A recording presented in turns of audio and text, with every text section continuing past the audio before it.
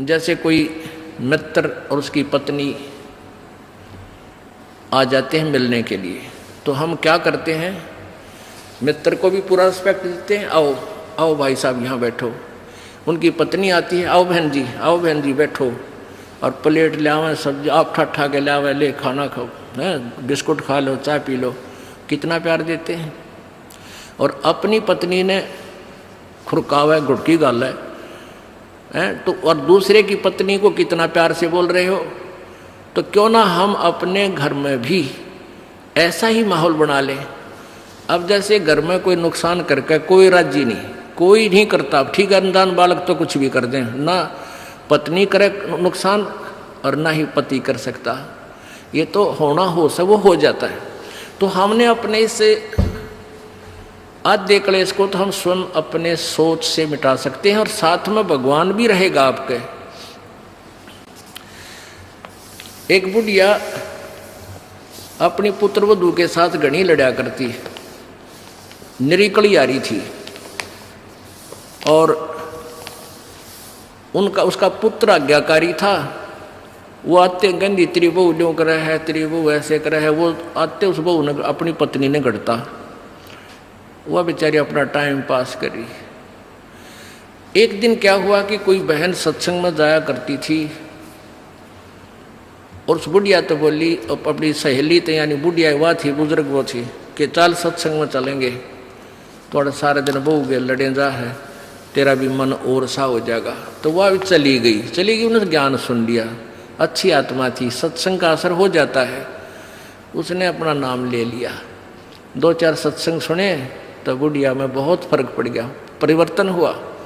एक दिन वो पुत्रवधू उसकी दूध काट के भैंस का 5-6 किलो दूध, और ऐसे ऊपर कड़ियों में एक कड़ा लटे, और ऐसे ऊपर कड़ियों में एक कड़ा, उसमें बाल्टी टांग दिया करते बिल्ली कुत्ते से बचाव के लिए दूध की। तो उसने वो प्रतिदिन टांगती थी, ऐसे ऊंचे हाथ करके नो टांगना होता था। तो वह दूध काट के ले आई पुत्रवधू, और उधर से वो उसका ध्यान दूसरी साइड हो गया, और वो नो करके एक बार तो नो कर लिया, अभ्यास सा था उसका बड़ा है, नो करके नो किया, वो उल्टी साइड तो लग गया, और वो टंग्या को नहीं, उसने सोचा टंग्या छोड़ दिया, वो छोड़ते बाल्टी नीचे गिर गई, सारे फर्श पे दूध फैल गया। अब वह पुत्रवधू उस एटम बम का नहीं देखा बुढ़िया की तरफ, अगिया बेरानी के सुनावेगी। तो अब बुढ़िया बोली, बेटी कोई बात ना, आज ये हमारे बाग में ना था, इसने ठा ले, इसको ऊपर से साफ करके और भैंस के चारे में डाल दे, कोई बात ना, ये तो अपने बाग में ना था बेटी। अब पुत्रवधू सुन होगी कि आज इस तोब में तो गोले ना लिख ले, यद बहुत मीठी बाणी बोली, ये कौन सा स्टेशन पकड़गी बुढ़ी आज या। तो उसने आके अपनी सास के चरणों में शीश रख दिया, और कहने लगी, माता जी मेरे से भूल से होगी, मैंने जान के नहीं। अब बेटी मुझे पता है, ये तो होना था, दूध तो जाए लिया, ये लड़ाई शेष थी, ना दूध आवे बेटी, चाहे मैं लड़ लूँ चाहे ना लड़ लूँ। बुढ़िया ने, उस पुत्रवधू ने सोचा, या तो बोला था ठीक से, कदे वैसे कह रही हो, पहले तो उसने नहीं सोचा था कहीं या वैसे ही कह रही है छो में, और फिर उसने नहीं सोचा भी पक्का मेरा बुढ़िया का जो पटेगा इसका बेटा आवेगा सामने। अब सामने वो लड़का आया, बुढ़िया ने कोई जिक्र नहीं किया, कत्ती भी क्या का भी, वो खाना खा के अपने जाके पड़ के सो गया, कोई जिक्र नहीं किया। तो बहू का भी असर हो गया, उस बेटी का भी, अपनी माँ के खूब सेवा करे हैं, खूब लत्ते धोए, यानी पहले तो वो अकड़ी रही थी दोनों, दो बुढ़िया सुनावे, बहू ना बोला तो वो काली जरूर मारने थी, पोंगी तेरे पूड़े। तो ऐसे जो आधा दुखता हम आप पैदा कर ले, कोई भी हानि होनी से वह होगी, वह तो होने तरह ही वापस ना कोई करके राजी वैसे हो जाती है। तो फिर उस बात ने बतंगड़ बना लेंगे, यू काल बनवाता है।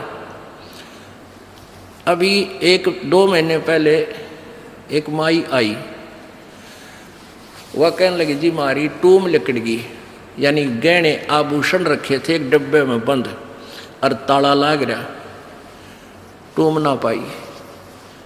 मैं बोला बहन बात सुन ले, आप किसी का नाम मत लेना घर में, किसी पर शक ना करिए, जब तू वचन पर डटेगी ये टूम कितना नहीं जा अपने आप आ जाए तेरी। ने बोली जी आपकी आज्ञा का पालन करूँगा। बेटी तो खाम का मैंने इस दृष्टिकोण से कहा था इस दास ने कि वो जात ली, वो तो जो चोरी होनी थी होली, अब यो एक दूसरे पर शक करके दुश्मन और बन जाएंगी, एक कड़ा और काल शुरू करवा देगा। लेकिन उस बेबे ने इस दास के वचन का पालन किया। ने बोली जी कत्ती जक्र नहीं किया, और उस पुत्र बद्धि से भी कह दिया बेटी कोई बात ना, महाराज जी का आदेश है किसी पर शक नहीं करना है, ना किसी का नाम लेना, हमारी होंगी तो आ जाएंगे। अब 2 महीने पहले 3 महीने पहले की बात थी। अब चौथा दिन 5वां दिन उस दिन आई वह पुत्र वधू और वह पत्नी वह बहन।